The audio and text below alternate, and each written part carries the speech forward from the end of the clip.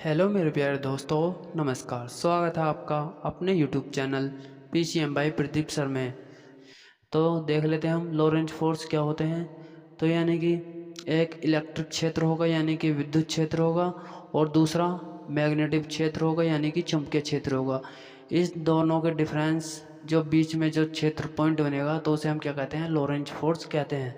तो आइए देख लेते हैं हम। तो सबसे पहले देखते हैं हम कि यह क्वेश्चन पेपर में किस प्रकार बनेगा। तो देख लेते हैं।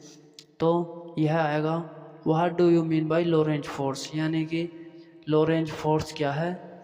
और to proved Lorentz force in conservative force, यानी कि सिद्ध कीजिए कि लॉरेंज फोर्स एक संरक्षित बल है। तो देख लेते हैं हम लॉरेंज फोर्स क्या होते हैं। तो लॉरेंज फोर्स, तो जब कोई दो चेंज्ड पार्टिकल, तो यानी कि हमने कोई पार्टिकल, दो पार्टिकल लिए हैं, तो किसी यूनिफॉर्म इलेक्ट्रिक यानी कि विद्युत एंड मैग्नेटिक फील्ड यानी कि चुंबकीय क्षेत्र में मोशन करता है, यानी कि ये दोनों जो मोशन करते हैं, तो उस चेंज्ड पार्टिकल पर जो फोर्स लगते हैं उस फोर्स को क्या कहते हैं हम, जिसे यानी कि उस फोर्स को क्या कहते हैं हम, लॉरेंज फोर्स कहते हैं। तो यानी कि हमारे दो अभी क्षेत्र थे। तो पहला क्षेत्र था इलेक्ट्रिक फील्ड और दूसरा था मैग्नेटिक फील्ड। तो इन दोनों के बीच में जो फील्ड बनता है वह होता है लॉरेंज फोर्स। तो यदि और इनके बीच में जो पार्टिकल मोशन करता है उसे हम लॉरेंज फोर्स कहते हैं।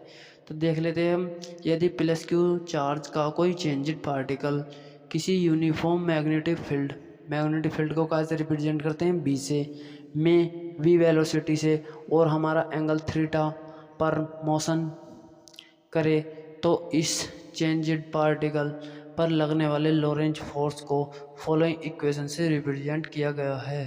यानी कि जब हमारा थीटा एंगल से कोई पार्टिकल मोशन करता है तो उस पार्टिकल पर जो फोर्स लगता है, तो उसे फोर्स लगता है, तो F बराबर q v B sine theta. तो F बराबर क्या हो जाएगा हमारा फोर्स, Q बराबर क्या हो जाएंगे आवेश, और V बराबर हमारा हो जाएगी वेलोसिटी, और B बराबर जिस पर हमारा बल लग रहा है, और थीटा इक्वल टू यानी कि कितने डिग्री का एंगल है। तो इन वेक्टर फॉर्म यानी कि इसकी वेक्टर फॉर्म क्या आ जाएगी, तो वेक्टर फॉर्म आ जाएगी F वेक्टर बराबर Q और V वेक्टर इंटू में क्या हो जाएगा P वेक्टर।